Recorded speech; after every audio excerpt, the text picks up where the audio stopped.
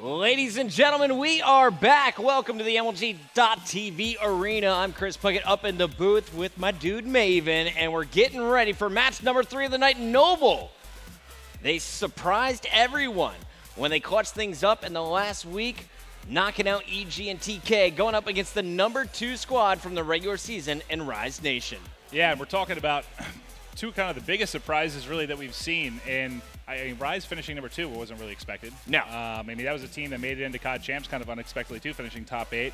And now here we are, 6 months later, and now they're performing so well in Season 3. But the storyline for me, we casted that together, actually, those final 2 matches for Noble to make it in. Right. And what an impressive way to finish it, especially what did they come in? For Elevated, they were like 0-8, 0-11 or something like that? 0-12, yeah. They turned it around. Unbelievable stuff by this young team. Very talented young players. Both of these teams deserve a lot more attention than what I see on Reddit and kind of the chatter on Twitter. A lot of people don't think they're as good as these teams truly are, and I'm excited to see which one is stronger when it comes time to land. We've seen Noble finish very strong at UMG Dallas. We saw Rise Nation finish top 4 at UMG Nashville most recently. Well, that's the trouble people have had with this Rise team, kind of.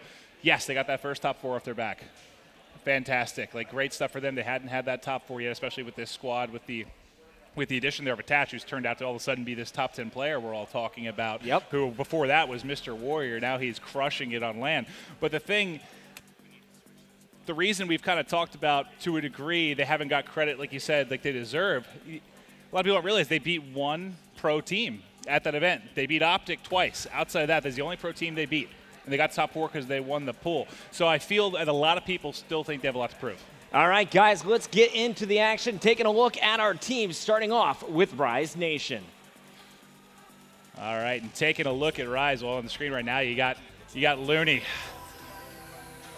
And here we go. This is the man you were saying, a top 10 caliber player, a 1.1 KD overall, almost 24 kills a game when it comes to respawn. His S&D off the charts with a 1.13. Look for Attach to get those crucial first bloods and put up big numbers when it comes to Dom and Blitz. Yeah, he's been incredibly just impressive over these past couple of months. Looney, the man you saw on camera just a little bit ago, he is their slayer. Look at that 1.16. He gets a bit done with the caps for both sides as well. He is a great, look at his first blood too, also at 31%, and that slaying in the respawns at 25.15. Of course, they're playing with Wheats and Pac-Man, but the game is started, so let's get into the action. Looney on your screen. Now, this guy broke his hand in Anaheim. Sunday night at Anaheim, he breaks his hand. And he comes back, and he plays with the cast throughout the first couple weeks, was able to help Rise jump out to that first place position.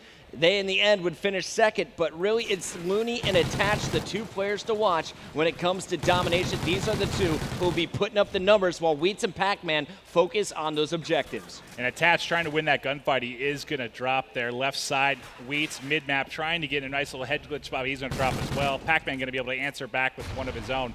No one really able to get anything going at B yet. I saw you had a player highlighted there mid-map trying to at least get stuff locked down so they can make a play for B and send nice shots there, but will drop from the back from Attach.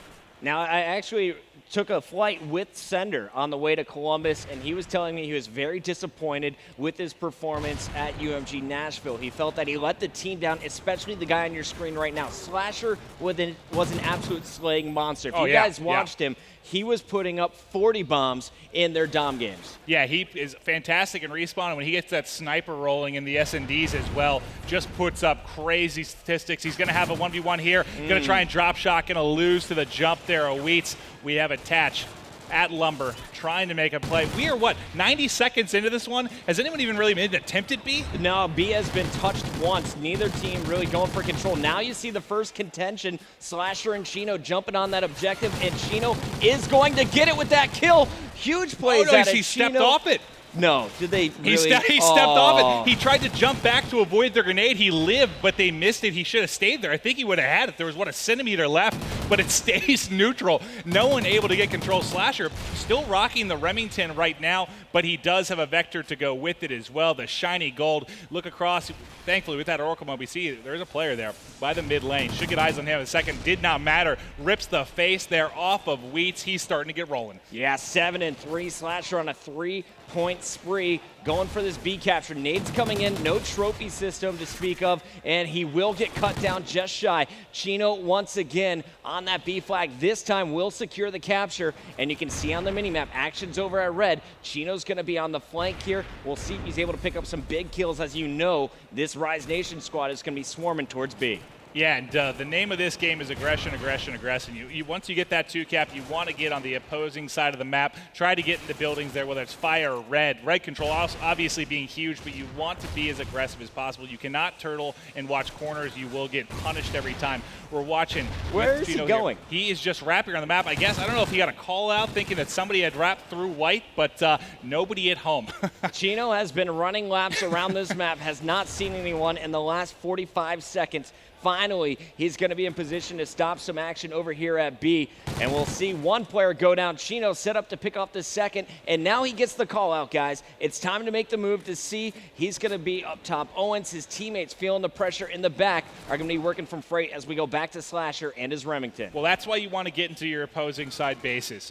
One, yes, you can put pressure on C. If you want to go for the home cap, you can. You also are able to make those crucial kills from the back on B. The knife there from Slasher, not able to switch the gun quick enough there to pick up the kill in red. We're watching Cinder trying to play this beat on defense. There is one behind him. He's going to see that get lit up. He is going to get the headshot there on the player in white. Another player on B down behind him. He's going to drop to the shots of Wheats. They're just a little over a minute left to play. 21-point advantage right now for Noble. So good stuff. What took 2.5 minutes to get any kind of control, they've locked it down, though, for the rest of the time. Now, right before this match, I asked Study and Denial's Zuma who was going to take this series. Zuma said it was 3-1 Rise Nation. Study said it's 3-1 Noble. So teammates from Denial giving credit to both of these squads, and I have a feeling this is going to be a fantastic series. But so far, you have to give credit to the young guys over on Noble. Slasher 15-8, Sender 13-11, and Miyagi positive at 12-10. Everyone doing a nice job of keeping the middle of the map down on Noble's control. Yeah, and Slasher's doing exactly what you said he would. He's 16-9, leading the way for both sides, putting up just great numbers right now. We've got, 25 left to play. The lead has jumped out to 30. This has been a tale of two halves right now for both these teams. There's been nothing but control out of Noble. A late push coming right now for Rise Nation, trying to put some pressure on B, but at this point, Chris, it doesn't matter. The damage has been done over the last 2 minutes. Nice start here from Noble. You're going to see the final score here in round number 1 of this two-side Dom game, 90-57. Slasher 18-10 on the opposing side. Pac-Man 13-13, the only player to go even, everyone else going negative, which is really surprising when you have Attached and Looney playing on land. Yeah, and this is a team, I mean, Rise has got to win this Dom, in my opinion, just because Noble, I'm talking with Krim before this during the prediction show and also with analysis, Noble can play S&D a little bit strange. It catches teams off guard. If you're Rise, you've got to lock down these respawns. On paper, you kind of think they have more slaying power, but not showing through that first side. Props to Noble, making things look easy through that second half. But Miyagi going to drop a couple down for each side, make that all down except for Pac-Man. He's going to need to make big plays here around B. Just those shots alone kept them off of that. Great stuff from him, allows his teammates to get up and assist. Now, I don't know if you were watching the mini-map guys at home, but Rise Nation sent 3 straight to B in the first 5 seconds. They weren't able to gain that, but that just shows me that they are looking very desperately towards these objectives. They're not going to go for kills necessarily. They know they need to get it early points. Down 32 here, going into side 2. They have 4 minutes and 14 seconds to mount their comeback. Looney's starting to heat up, but he's going to drop. Attached was last alive then for Rise Nation. He's going to drop as well. So everyone just getting wiped off the map. If Noble gets control of this early on, he's so close. They've got B again. That's a bit of a dagger there for Rise Nation. Noble didn't even have to play B-Dom, Chris. They could have sat back, just held it neutral. There was no pressure on them to even get that with as big a lead as they have. But now this is going to continue to increase, and we saw how good they were at holding it once they got it in the first side. 33-point lead now for Noble, but it's Rise Nation who did just capture B. Pac-Man was working with Attached there. Looney, everyone getting picked off the spawns.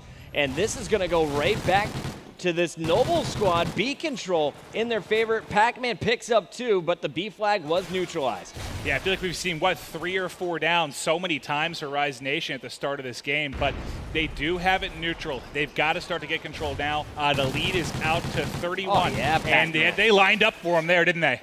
Pac-Man, he's leading the squad, and that's not what you want to see from this team, because really when you watch Pac-Man throughout the regular season, he was their OBJ man. Yeah. He would get the dirty work done. He didn't have to put on the slaying role. His teammates were taking care of that. But if you look at the scoreboard, you got Looney, 13 and 20.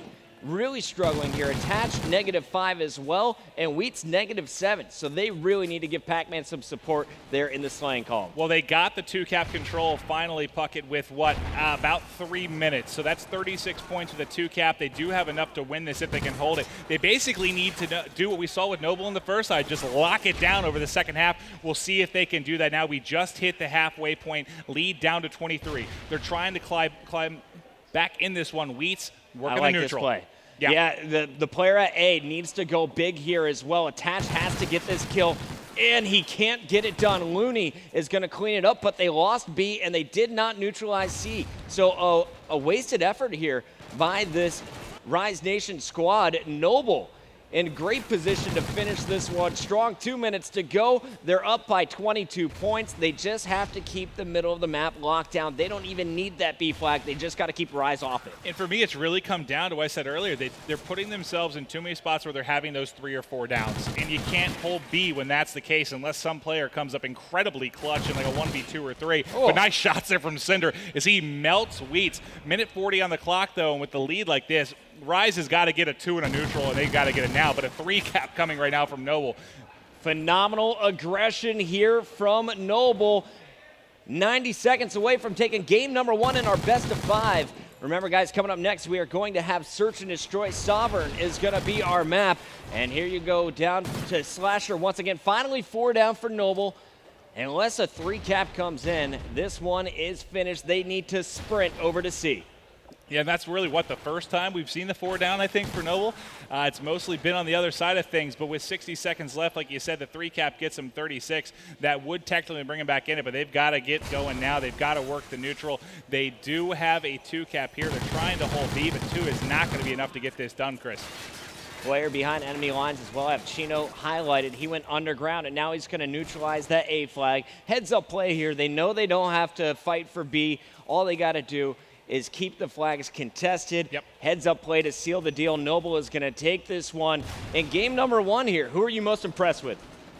Really just Noble as a side. I mean, what a weird first half we saw with, 2.5 minutes without anyone getting control of that. But mostly for me, it comes down to Slasher. We talked about his slaying ability. Once they got the 2-cap, he was up in his opponent's bases, just wreaking havoc on the Rise side. Impressive stuff from him.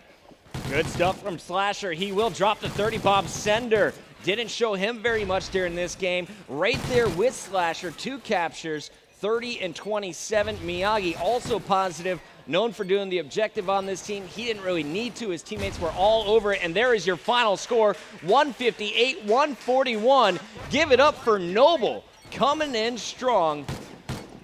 That's exactly what you need. You know, they've been the underdogs all through Season 3. They're underdogs coming into this one, even though they don't technically have the 8th seed. That went to Most Wanted.